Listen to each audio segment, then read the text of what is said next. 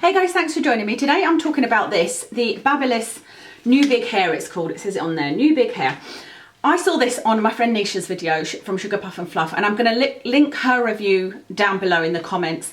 And I think I'm probably going to call this video a quick review. The reason being, Nisha's done a great review and demo. She showed her using it. She's got short hair with layers, whereas I've got long, thick hair. Now, I saw her video and I was really intrigued and I really wanted it, but I asked her, do you think it'll work on long hair? And she quite rightly said, well, I don't know, I don't have long hair. I was kind of annoyed at myself at leaving the question, because I think people sometimes leave me questions like that, will it work on short hair? And I think, well, I don't know, I don't have short hair. But I try to answer as best I can. Anyway, I thought, well, I'll buy it and I'll try it and see how I get on, and I can always try and return it. I don't know whether they'd accept it or not, but I bought it and it does work on long hair. And I wanted to just give you a quick kind of demo and tell you that you can use it on long hair. But like I said, I'll link Nisha's full review, which will give you all of the details of how it works and what you do, etc.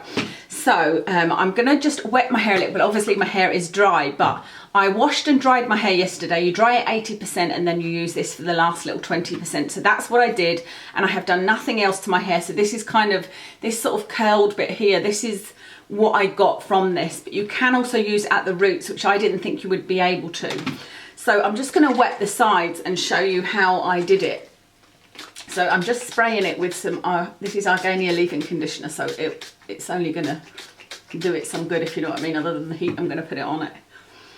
So I felt that it would be better to section off your hair, because when I did it, I didn't section it off, and it can kind of drag the rest of your hair in it. So it is better if you can section it, but I'll show you what I mean without it sectioned. So it's best to take a little bit of hair and then turn it on, so that's the hairdryer going, but obviously the brush isn't spinning. You press this brush. So if you just want to dry it at the roots, you can just hold your hair and spin it, and it doesn't get it tangled. That was my worry. But that will give it the root lift that you need. So you just hold your hair and then you can pull it out like that. So that's the first way you can do it at the roots, and that works with any lengths. I could do it with this bit here. Like I said, when I'm doing it with the root there, if you get it too close and you're doing that, it can grab some of the hair below it.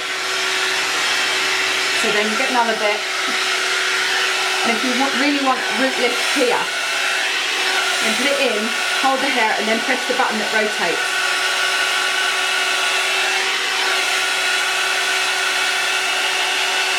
You see, it's not going to pull your hair into it because it's just turning and giving you some lift. So that's how to get root lift. You can see it's doing it a bit there already. I mean, my hair's quite heavy, so it's not going to be a massive amount. And then to do the ends, you can see there now it's getting that little bit of lift. With the ends, there's two ways. You can just pull it here and then just let the ends go round and keep on pulling it. So get it in there without pressing the brush, get it to the end and then press it a little bit, but just pull it at the same time. It'll take a little bit of practice. Hopefully you can hear me over this. Or you can get it in and then just go like that and hold it there, let go and just let it dry there for a moment. And then you just press the other button to release it, and that pulls it out. So you can see that has dried it. I hope you could hear me over that. It would be a pretty useless video if you couldn't hear me talking over that. So like I said, I didn't use anything else other than that brush at the end of my hair drying session last night, and I haven't done anything to it this morning. It hasn't made it any frizzier. I worried that it might make it frizzy. It didn't get my hair caught in it that I thought it might. I have got very, very thick hair. I've got thick hair, I've got lots of it, and it's long. As you can see, it's kind of, this is how long it is.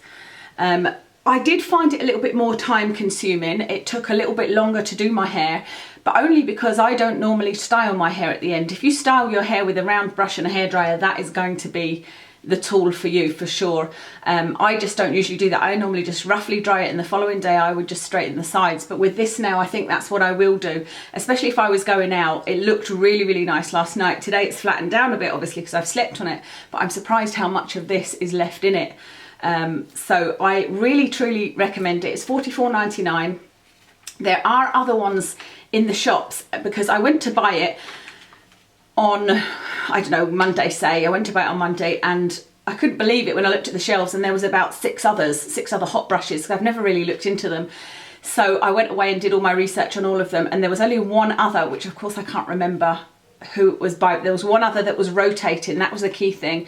The rest of them were either hot brushes, as in it wasn't a blow dryer in it, there was no air coming out and you just turned it and held it, or it was a blow dryer but it didn't rotate, whereas this one rotates. So there was one other that rotated, and it was more expensive, actually. It was $49.99, and it didn't have such good reviews. It didn't seem as good as this, so I ended up getting this one for $44.99, and yeah, it's well worth it. I love it, I have to say. It's really, it's kind of novel. It makes hair drying a little bit of fun.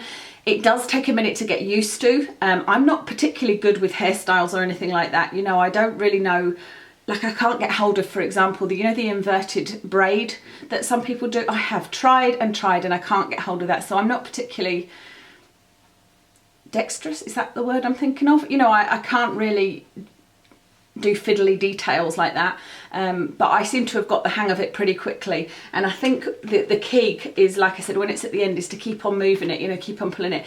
But if you want to practice with it first, practice without holding the buttons down, because you can just use it as a hairdryer. So you could just sit with it like that and it would dry your hair, you know, and you could just brush it through if that's what you wanted to do, before you start to use the kind of rotation part.